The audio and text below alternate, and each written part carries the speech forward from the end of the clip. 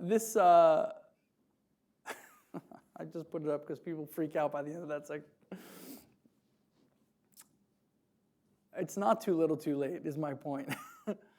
There's a lot of latent potential in the market. Obviously, moving from Asia and coming east, that's where mobile payments are happening most in the east, and moving west, it gets greater. What are these mobile wallet things? It's a variety of technologies, in-store payments, online purchases, digital content, etc. It means a lot of different things to a lot of different people. This is one chart that, mobile at the point of sale, which is your traditional, mobile as the point of sale, such as a Square or Vodafone, payment platforms like PayPal, direct carrier billing, and closed loop mobile payments. And Starbucks we'll talk about really quickly. Starbucks, the most successful mobile payment system in the developed world, is run by a coffee shop. Okay, they have deposits of around 1.5 billion. So let me be clear. People have prepaid for their coffee to the tune of 1.5 billion. Right? And now this is all about convenience. It's about letting them pre-order, locate stores, scan barcodes, top up their cards, and tweet their coffees. Convenience, simplicity. That's what's winning. Everyone wants to know about the race. So who's this red guy? Why is he going to win? Everyone wants to know what's happening. Why are these people doing this? What's going to happen next?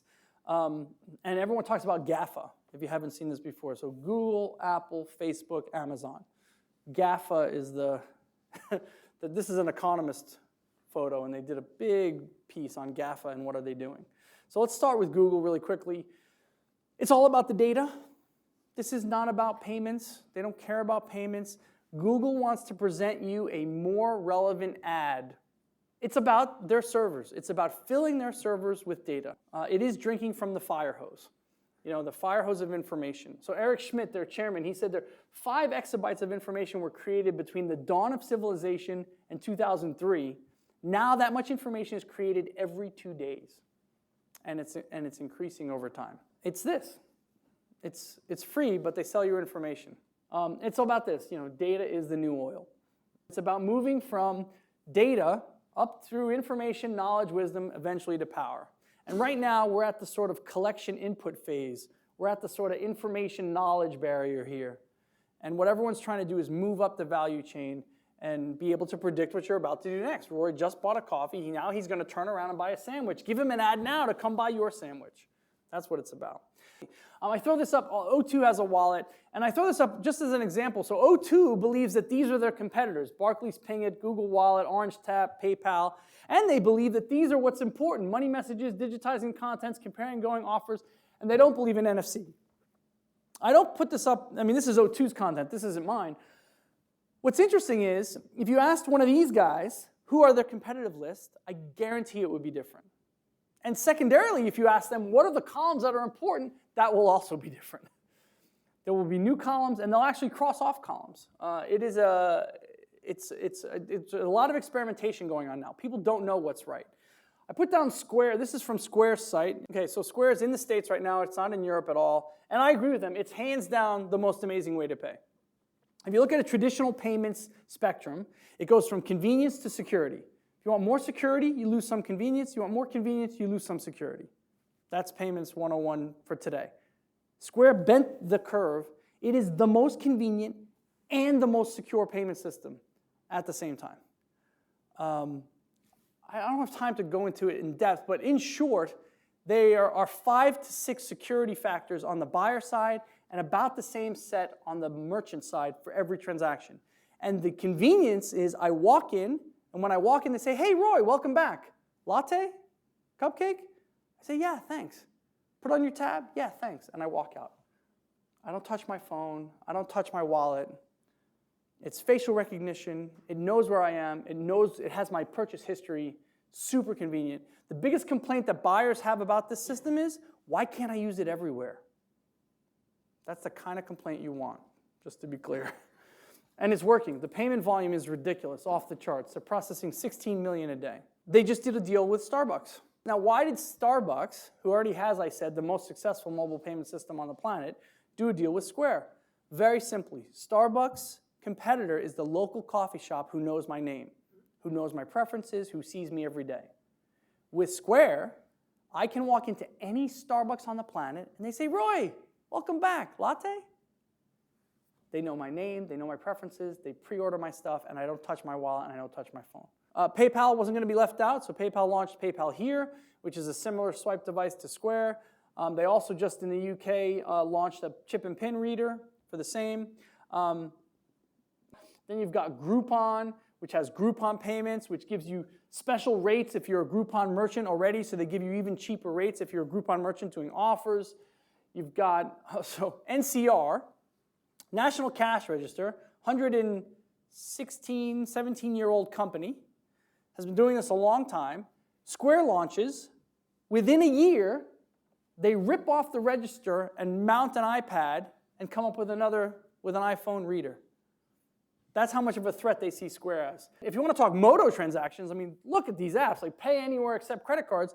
There's a ton of guys who are happy for you to just key in your card information and process it like a Moto transaction.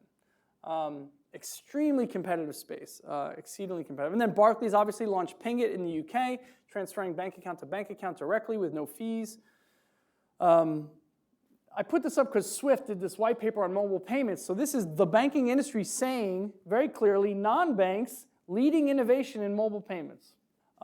Apple could care less about payments. It's not about cash in your phone. It's about data. So Passbook, you look at Passbook. Passbook is about your behavior. Where are you shopping? Where are you going? What are you watching? What are you doing? It's 100% about data. They don't really care so much about the transaction slice. Why? Because basis points don't matter when you have billions in cash in the back garden. Amazon just launched the Amazon coin, you may have heard. This is, again, another manifestation of digitization of currency. They want to pay developers in coins. They want users to buy in coins. They're actually seeding the market with millions in coins. They're going to put a bunch out there to kind of get things rolling. Okay, so these are my one-liners on the runners. So banks, it's about avoiding mistakes. It's all about risk and compliance and regulation. That's what rules the day inside the bank. The schemes, Visa, MasterCard, Amex, it's about scale and standards, rinse and repeat. The Visa invested in Square because it looked like more card volume. Card volume's card volume. I'll take it. Thank you. The exception to that would be Amex. I mean, this is a quote from their vice chairman, Ed Gilligan. He said, Facebook has a social graph, Foursquare has a location graph, Twitter has an interest graph, Amex has a spend graph. The operators, the mobile operators, it's about growth, profit, and market share. As I said, they live in a world where they churn 20 to 30% of their customers every year. That's a stressful place. The manufacturers, they mostly take orders. The Nokias and Samsungs, and I wouldn't see them playing in this space, really. The technologists, whether it's Apple or Google, whomever, they're happy to disrupt. Go in, dabble, disrupt the space, and see what happens. They don't have strong strategic interests. Their interest is to experiment, play around, see what happens. Merchants, different. Merchants hate payments.